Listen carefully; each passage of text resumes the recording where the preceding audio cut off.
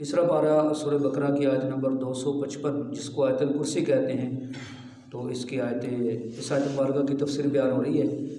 تو دو جملوں کی تفسیر آپ نے سماعت فرما لی۔ آگے تیسرا جملہ ہے کہ لا تأخذہ سنۃ ولا نوم، اللہ کی ذات وہ ہے کہ نہ ہی انہیں اونگ پکڑتی ہے نہ ہی نیند، یعنی اللہ کو اونگ بھی نہیں آتی اور نیند بھی نہیں آتی۔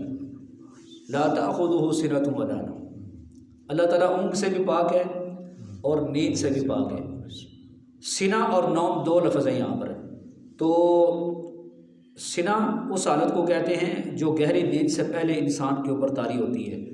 جب دماغ سستی میں جاتا ہے تو انسان کے اعضاء ڈھیلے ہونا شروع ہوتے ہیں اور یہ نیند کی ابتدا ہوتی ہے۔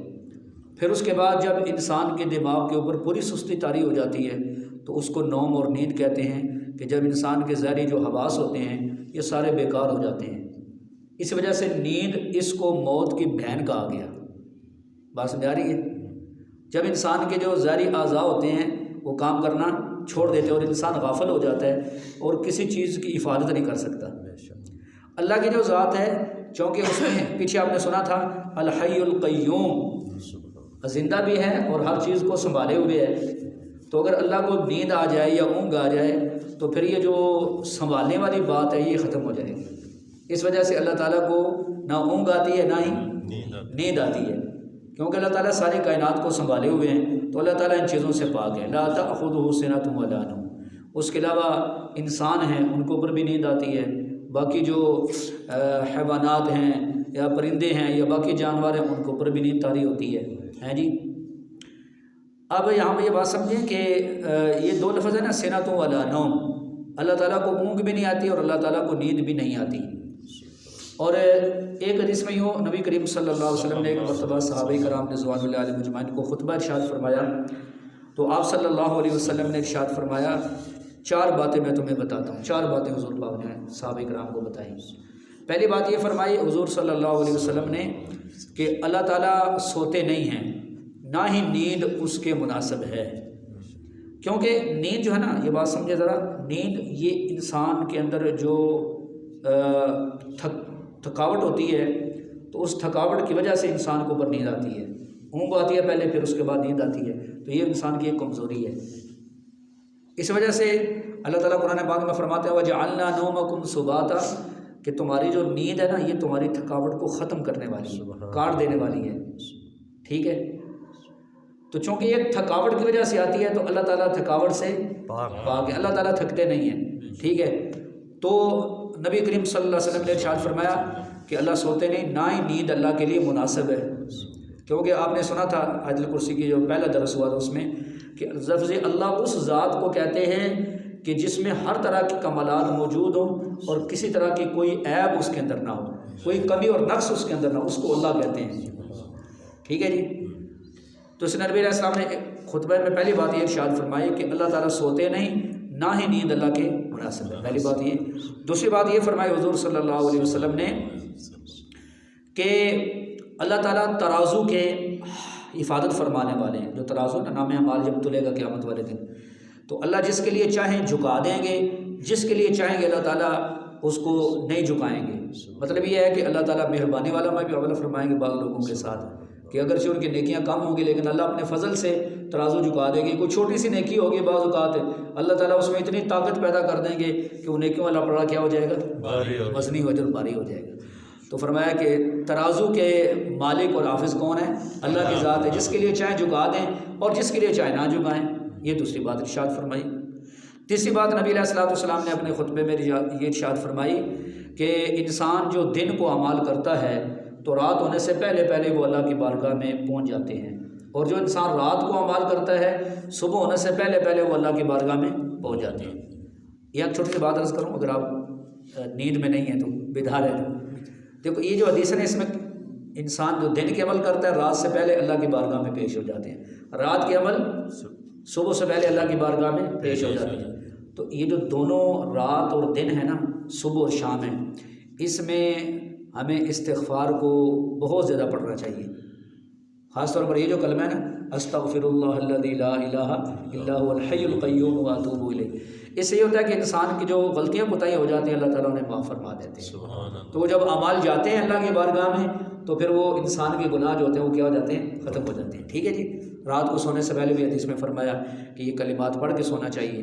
اس کے علاوہ اور بھی کافی کلمات اور دعائیں بتائی گئی ہیں۔ بہرحال چوتھی بات نبی علیہ الصلوۃ والسلام نے یہ اپنے خطبے میں ارشاد فرمایا کہ اللہ تعالیٰ کی ذات کے سامنے نور کے پردے ہیں، اگر وہ نور کے پردے ہٹ جائیں تو جہاں تک خدا تعالیٰ کی نگاہ جائے ہر چیز جل کے ختم ہو جائے، لیکن جلتی اس لیے نہیں کہ وہ انوارات کے جو پردے ہیں نا، نورانی پردے، وہ اللہ کی ذات کے سامنے ہیں۔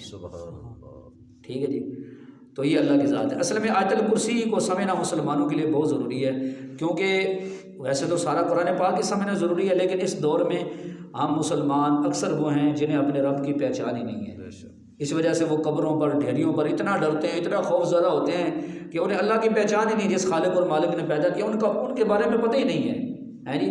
تو اس لیے فرمایا لا تأخذہ سنۃ ولا نوم، اللہ کی ذات وہ ہے نہ انہیں اونگ آتی ہے نہ ہی انہیں نیند آتی ہے۔ ٹھیک ہے جی، ہر وقت اللہ کی ذات تو وہ لوگوں کے کام بنا رہی ہے۔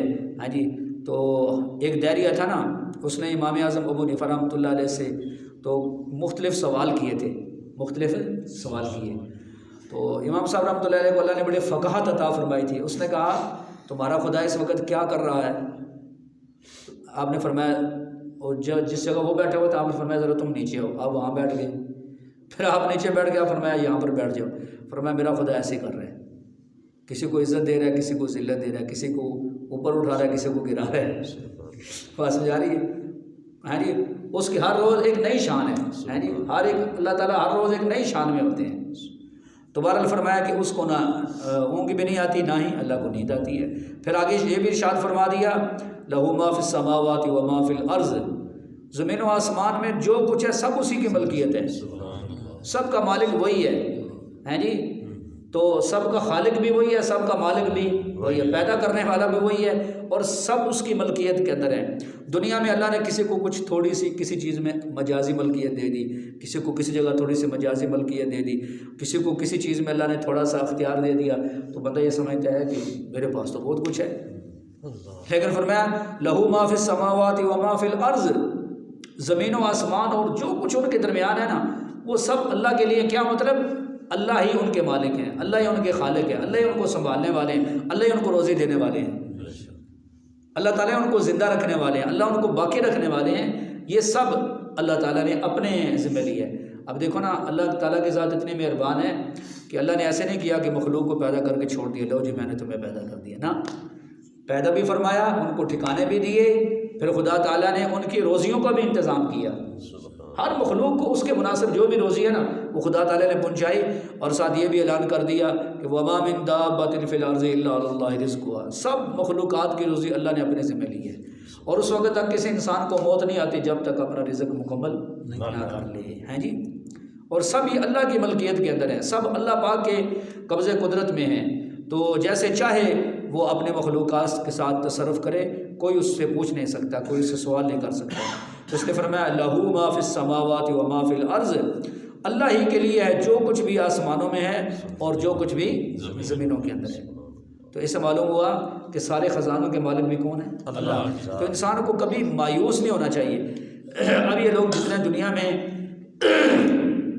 خودکشیاں کرتے ہیں، اپنے آپ کو مار لیتے ہیں، تو اصل میں میرے بھائیوں اس کی وجہ یہ ہے کہ ایسے زیادہ تر وہ لوگ ہوتے ہیں میرے بھائیوں کہ جو روحانیت سے دور ہوتے ہیں، اللہ تعالیٰ کے قرب اور محبت سے دور ہوتے ہیں، اور انہیں صرف پہچان ہوتی ہے تو مال اور پیسے کی پہچان ہوتی ہے، حالانکہ یہ تو بہت معمولی چیزیں ہیں۔ بس انسان اللہ سے مانگنے کی عادت بنا لے، اس کے خزانے تو اتنے بڑے ہیں کہ جو مخلوقات جن کو ہم بہت برا سمجھتے ہیں، ایسے جانور جن کو ہماری نظر میں وہ بہت برے ہیں، اللہ تعالیٰ ان کے بھی رزق کا انتظام فرماتا ہے۔ سبحان اللہ۔ پھر انسان اشرف المخلوقات، پھر ایمان والا جس کا اللہ پر ایمان ہے، نبی علیہ السلام پر ایمان ہے، قبر آخرت پر ایمان ہے، وہ ایسا قدم اٹھائے تو یہ انتہائی نہ سمجھی اور بے وقوفی کی بات ہے۔ تو اصل بات یہ ہے کہ ساری چیزیں بے دینی کی وجہ سے ہیں جی۔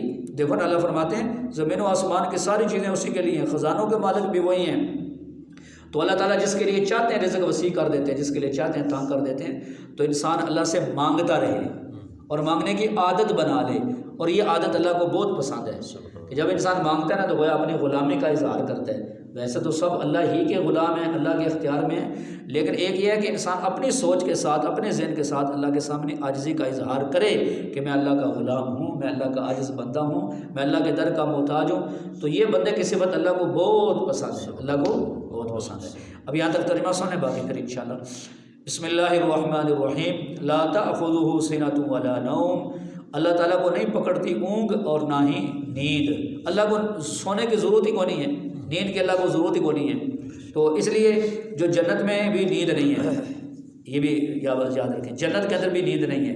وجہ کہ وہاں تھکاوٹ نہیں ہوگی، جب تھکاوٹ نیند نہیں آئے گی. اب ویسے لوگ آرام کے لیے لیٹیں گے، بعض میں پردے ڈال دیں گے، ایسے لگے اگر رات ہوگی، لیکن نیند نہیں ہے وہاں.